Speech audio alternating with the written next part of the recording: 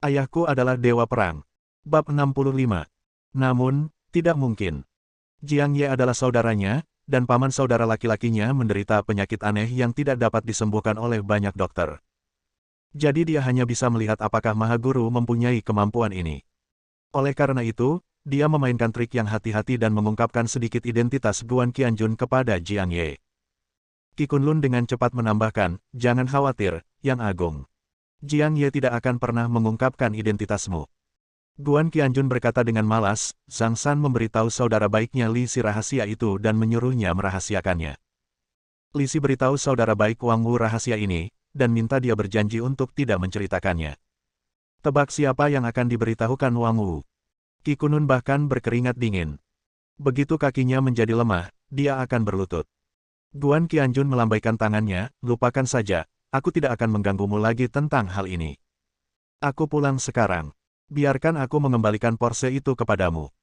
Dia berbalik dan ingin membantu Qian, yang mengantuk di dalam mobil. "Nyalakan sabuk pengaman Anda." Dia tidak memiliki ketidakpuasan apapun terhadap Qi Kunlun. Meski agak tidak pantas untuk mengungkapkan identitasnya, Jiang Ye dianggap oleh Guan Qianjun sebagai orang yang dapat dipercaya, belum lagi dia telah menerima manfaat yang baik. Gelang Qian yang sekarang dikenakan di tangan Qian, jika tidak diperhatikan dengan teliti, Anda akan mengira itu adalah gelang giok, bukan ular hijau yang dirasuki roh jahat. Qi Kunlun dengan cepat berkata, "Yang Agung, kamu bisa mengendarai Porsche ini dulu. Lagi pula, kamu harus punya mobil untuk bepergian ke sana-sini." Guan Qianjun memikirkannya dan melambaikan tangannya tanpa berdebat dengannya. "Oke, singkatnya, saya mendapat sesuatu dari perjalanan ke Kabupaten Zhongling ini. Terima kasih atas kontribusi Anda. Akan ada lelang di White Swan International Hotel dalam 2 hari. Tolong bantu saya mengawasi para peserta. Selain itu, ada satu vas porselen biru dan putih, bantu saya melihat bagaimana hasilnya di pelelangan." Bentak Qi Kunlun dan berdiri tegak. "Salut. Iya. Yang Agung, pastikan untuk menyelesaikan misinya dengan sukses." Guan Qianjun memutar matanya ke arahnya, "Jangan panggil yang tertinggi lagi." Qi Kun membentak lagi dan memberi hormat. "Ya, saudaraku, pastikan untuk menyelesaikan misi dengan sukses." Porsche 918 itu meraung menjauh darinya. Kembali ke kota, saat itu masih pagi sekali sehingga Guan Qianjun secara alami tidak terburu-buru membawa Qian untuk menemukan Shen Feixue, dia hanya mengiriminya pesan WeChat yang sangat singkat. "Aku kembali dan mengajak Qian membeli bahan makanan. Kemudian, saya pergi ke pasar sayur dekat rumah saya." Sambil menggendong Qian yang masih mengusap matanya yang pusing, dia berjalan ke pasar sayur. Sambil melihat sekeliling, dia bertanya pada Qian apa yang ingin dia makan untuk makan siang. Qian berkata dengan marah, "Hei, apa menurutmu aku seorang pecinta kuliner? Tidak lama setelah aku selesai sarapan, aku makan siang lagi. Aku tidak ingin menjadi gadis yang hanya makan dan tidur setiap hari. Kalau begitu, aku akan menjadi sangat tidak berharga." Guan Qianjun kagum. Meskipun putriku masih muda, tapi dia memiliki pandangan hidup yang tidak biasa, yang pasti akan membawa masa depan yang cerah. Jika Anda adalah orang yang tidak hanya tahu cara makan dan tidur, maka Anda pasti termasuk orang yang lepas dari selera vulgar. Kemudian dia melihat putrinya yang berharga mengangkat kedua telapak tangannya yang kecil dan berdaging dan mengatupkan jari-jarinya di sana dengan serius. "Yah, siang. Aku ingin makan iga babi asam manis, dan ayam yang direbus dengan jamur. Aku juga akan membeli 2 kaki babi besar dan memanggangnya, taburi dengan biji wijen putih, tidak terlalu harum. Aku ingin makan lebih banyak. Sup bakso sapi. Aku tidak tahu betapa lezatnya sup bakso sapi itu. Aku ingin lebih, aku ingin lebih." Semakin banyak dia membicarakannya, semakin banyak dia membicarakannya. Keringat dingin muncul di wajah Guan Qianjun, dan dia menambahkan garis hitam lainnya. "Pada akhirnya, aku hanya bisa menghela nafas, dia memang layak menjadi putriku, Guan Qianjun. Anak yang bisa makan seperti ini pasti punya masa depan cerah." Saya membeli banyak sayuran dan keluar dari pasar sayur ketika suara pahit seorang wanita paruh baya tiba-tiba terdengar dari samping saya. "Kubilang, kamulah yang bermarga Guan, kan? Di rumah Shen Feixue, kamu bekerja sebagai pengasuh untuk mengasuh anak-anak. Kamu adalah pengasuh yang jujur dan jujur. Sekilas kamu bisa tahu bahwa kamu menang tidak punya masa depan." Guan Qianjun berbalik dan melihat bahwa dia melihat seorang bibi berusia 50-an menunjuk ke arahnya. Melihatnya, Bibinya menjadi semakin bangga dan menyapa kakak perempuan di sebelahnya. Datang dan lihatlah, kalian semua kenal keluarga Sen, kan? Ini adalah pengasuh laki-laki bebas Sen Feixue. Dia terlihat seperti anjing, tetapi sebenarnya tidak melakukan apapun kecuali merawat anak-anak dan melakukan pekerjaan rumah tangga. Lihat, yang tua laki-laki sebenarnya melakukan ini setiap hari sangat memalukan datang ke sini untuk membeli makanan. Jika saya memiliki anak laki-laki seperti ini, saya akan segera meracuninya. Bibi yang lain memandang Guan Qianjun dengan jijik, menunjuk, dan melontarkan berbagai komentar sinis, termasuk beberapa kata makian yang keji. Guan Qianjun sangat mengagumi bibi-bibi ini. Apakah Anda khawatir tentang makan wortel? Siapa yang saya sakiti? Jika bukan karena sekelompok bibi, Guan Qianjun akan menendang mereka ke tempat pembuangan sampah besar tidak jauh dari situ. Dia memeluk Qian Qian dan berjalan keluar dengan tenang. Bibi kejam yang berbicara di awal mengikutinya dari dekat, menunjuk ke belakang kepalanya dan berteriak dengan mulut berbusa. Hei, kamu tuli atau bisu? Kamu memang pekerja lepas. Kamu pecundang. Kamu bahkan tidak bisa berbicara. Kamu bahkan tidak berani berkelahi denganku, seorang wanita. Apakah kamu masih laki-laki? Guan Qianjun tiba-tiba berhenti. Tiba-tiba berbalik. Ambil langkah cepat ke arahnya. Sang bibi begitu ketakutan sehingga ia berbalik dan lari, tanpa sengaja terjatuh ke tanah. Ia langsung berteriak, tolong, ada pembunuh, ada pengecut di sini, dia bahkan memukuli wanita. Apakah dia masih laki-laki? Berbaring di tanah, Qian Qian, yang menyaksikan kegembiraan dari bahu ayahnya, tidak bisa melihat melewatinya. Hei, kenapa bibi tua itu begitu jahat? Jika kamu tidak berkelahi dengannya, dia akan mengatakan kamu bukan laki-laki. Jika kamu berkelahi dengannya, dia akan mengatakan kamu bukan laki-laki. Oh, wanita tua itu adalah sungguh merepotkan. Aku berharap jika aku besar nanti, aku akan menjadi laki-laki. Qian Qian melambaikan tangan kecilnya ke depan dan belakang dengan frustrasi, dengan ketakutan di wajahnya.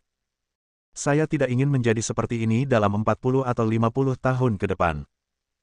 Guan Qianjun tertawa bodoh, memeluknya, dan menghiburnya, jangan khawatir. Putriku Guan Qianjun tidak akan pernah berubah menjadi seperti itu gadis kelas 2, jadi kamu harus percaya diri. Dia tidak repot-repot memperhatikan bibi kejam yang jatuh ke tanah, dan terus berjalan keluar dengan Qian Qian di pelukannya. Bibi jahat itu tidak terluka saat terjatuh, dia hanya berpura-pura. Dia melompat dan terus mengikuti, menunjuk ke tulang punggung Guan Qianjun dan terus mengutuk. Kamu bajingan, beraninya kamu menakutiku. Apakah kamu masih laki-laki jika aku terjatuh? Sia-sia seperti kamu pantas menjadi budak seumur hidupmu. Kamu bahkan tidak berani memukul wanita. Tidak peduli bagaimana aku memarahimu, kamu semua seperti pengecut. Aku bertanya-tanya mengapa Sen Feixue menyukaimu dan bukan anakku. Guan Qianjun tiba-tiba menyadari. Sungguh, tidak ada kebencian yang tidak masuk akal di dunia ini. Dia datang untuk mengeluh tentang ketidakadilan putranya. Bibi yang kejam itu menjadi semakin ceria saat dia memarahinya semakin keras. Lihat, semuanya, pecundang ini. Dia adalah pengasuh laki-laki bebas di keluarga Sen. Dia hanya melakukan pekerjaan rumah tangga, membeli bahan makanan, dan merawat bayinya setiap hari. Dia tidak tahu apa-apa, bahkan pekerjaan formal pun tidak. Tidak ada. Lihat dia seperti ini. Total harga semua pakaiannya tidak lebih dari 100 yuan, dan dia memakai semua barang dari pedagang kaki lima. Saya khawatir dia akan mengenakan pakaian pengemis dalam beberapa hari. Anak saya luar biasa. Kembali dari luar negeri. Bekerja sebagai wakil direktur di sebuah perusahaan besar, menghasilkan jutaan setahun, mengendarai Mercedes-Benz seharga lebih dari 600.000 yuan. Tinggal di rumah mewah yang bernilai lebih dari 5 juta yuan, itulah hidup. Saya tidak tahu berapa banyak gadis yang ingin menjadi istrinya. Sen Feixue buta dan telah jatuh cinta padamu, pecundang. Bab 66. Beberapa kakak perempuan di dekatnya juga memarahinya. Suatu hal yang aneh terjadi di pasar sayur. Ada seorang pria muda yang menggendong seorang anak di satu tangan dan sekeranjang sayur di tangan lainnya, diikuti oleh 4 atau 5 bibi, menunjuk dan memarahinya, dan yang aneh adalah, meskipun itu berantakan. Pria itu tetap tanpa ekspresi, seolah dia tidak mendengar apapun. Ada banyak orang di sekitar yang menyaksikan kesenangan itu. Tidak mungkin. Apakah pria ini benar-benar pecundang? Dia hanya bisa melakukan pekerjaan rumah dan mengurus anak-anak. Terima kasih padanya karena memiliki sosok yang kekar. Kenapa dia bahkan tidak memiliki pekerjaan formal? Tuan, apakah kamu masih laki-laki tanpa pekerjaan formal? Mengurus anak, membeli bahan makanan dan melakukan pekerjaan rumah tangga. Dia benar-benar melakukan pekerjaan yang dilakukan wanita dengan penuh semangat. Dia tidak akan pernah mendapatkan apapun dalam hidupnya. Yang kejam bibi semakin memarahinya. Hei, apa kamu dengar itu? Semua orang menceramahimu. Kenapa kamu tidak menumbuhkan beberapa telinga lagi dan bisa mendengar lebih baik? Kalau tidak, kamu tidak akan sia-sia. Aku kasihan sekali pada orang tuamu. Petik 2. Mereka membesarkanmu seperti ini, kamu tidak punya apa-apa, bahkan mobil termurah pun kan. Jangan pernah memikirkannya dalam hidup ini. Dibandingkan dengan anakku, kamu tertinggal jauh, kamu bahkan tidak bisa bandingkan dengan sepasang celananya. Anakku mengendarai Mercedes-Benz 56.100.000. Kamu bahkan tidak mampu membeli roda Mercedes-Benz seumur hidupmu, kan? Gelombang kata-kata penuh kata-kata hinaan dan cemoohan tidak hanya terlontar dari mulut segelintir tante yang keji, tapi juga dari masyarakat, disusul juga dengan ejekan. Kian-kian memutar matanya, oh, sekelompok pria sombong, tapi hei. Tiba-tiba aku ingin memanggilmu ayah lagi, karena aku bangga padamu. Aku percaya jika itu pria lain, aku sudah lama marah pada mereka, tapi kamu berbeda. Kamu pria yang gigih. Kamu pria yang menawan. Pria yang berbeda. Kian-kian berkata dengan penuh semangat, menggelengkan kepala kecilnya dari sisi ke sisi. Saya sangat bangga memiliki ayah seperti itu. Dia memuji Guan Qianjun sampai dia berseri-seri. Sebuah Mercedes-Benz diparkir di sebelahnya, dan seorang pemuda berjas dan sepatu kulit, berkacamata berbingkai emas, dengan penampilan luar biasa muncul dari sana. Bibi yang kejam itu bahkan lebih bahagia dan berteriak, ayo, semuanya, ini anakku. Anakku yang telah kembali dari luar negeri. Dia lulus dari universitas asing terkenal dengan gelar master. Luar biasa. Lihat di Mercedes-Benz yang dia kendarai, berharga 5 atau 600 ribu. Lihat anak itu lagi. Dia bahkan tidak punya mobil roda 3. Bagaimana dia bisa dibandingkan dengan anakku? Buta, Shen Feixue pasti akan menyesalinya. Dia merayu pemuda itu dan berbicara lagi. Pria itu memandang Guan Qianjun dengan jijik dan menepuk punggung bibi yang kejam itu. Bu, itu hanya orang kecil. Dia tidak akan mencapai apapun dalam hidupnya. Kami memiliki identitas yang berbeda. Jangan pedulikan orang seperti ini. Mengapa repot-repot dengannya? Semakin kamu mengabaikannya, dia akan semakin bangga. Ini setara dengan memberinya identitas. Bibi yang kejam itu mengangguk dan berkata dengan penuh semangat, anak saya berakal sehat. Ini masuk akal. Mengapa saya harus seperti ini? Saya bahkan tidak bisa mengendarai mobil. Wuling Rongguang. Kamu hanya bisa berjalan dengan 2 kaki, apa-apaan ini? Anakku benar, jika aku berdebat denganmu, aku akan memberimu identitasku. Guan Qianjun juga terdiam. Kamu yang selalu berdebat denganku, oke. Apakah aku sudah memperhatikanmu? Putra dari bibi yang kejam itu menggelengkan kepalanya lagi dan berkata dengan keras, tetapi saya benar-benar tidak mengerti mengapa Shen Feixue menyukai pria seperti Anda dan membiarkan Anda tinggal di rumahnya sebagai pengasuh pria bebas. Saya mengagumi Anda. Artinya, meskipun kamu miskin, berpenghasilan rendah, dan kejam, kamu masih cukup licik. Namun, usahamu ditakdirkan sia-sia. Biarlah, aku akan membelikanmu Wuling Rongguang. Lebih baik bagimu untuk melakukan pekerjaan dengan baik di bidang transportasi daripada melakukannya untuk Feixue. Pelayan dan pengasuh gratis, kamu tidak cukup baik untuknya, pergi sekarang. Bibi yang kejam itu bahkan lebih kejam lagi, ya. Segera tinggalkan Shen Feixue, atau anakku akan menemukan seseorang untuk mematahkan kakimu. Nak, belikan dia mobil. Wuling Rongguang sangat menghargainya. Beli saja dia kendaraan roda 3 listrik, bantu orang mengirimkan barang, dan dapatkan ribuan dolar setiap bulan. Dia seharusnya begitu puas. Guan Qianjun berjalan sambil menggendong putrinya. Di samping Porsche 918, saya mengeluarkan kunci mobil dan menekannya dengan ringan, dan terdengar bunyi bip.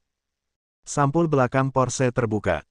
Di mata semua orang dengan mulut ternganga, Guan Qianjun memasukkan sekeranjang sayuran, menutup penutup belakang dan masuk ke dalam mobil sambil menggendong Qian-Qian. Segera, Porsche itu mulai dan melaju pergi. Tidak ada sepatah kata pun yang tersisa.